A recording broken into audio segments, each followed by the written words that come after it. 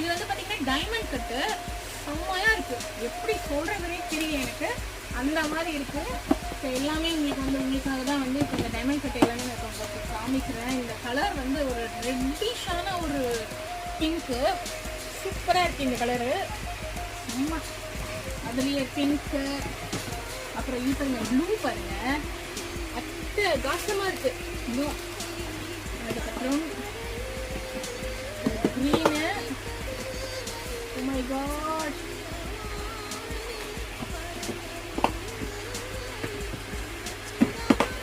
இது ஒரு dark green.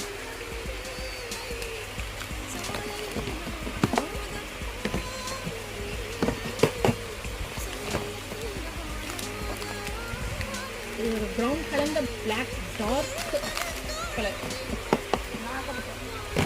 நாகப்பழம் colour.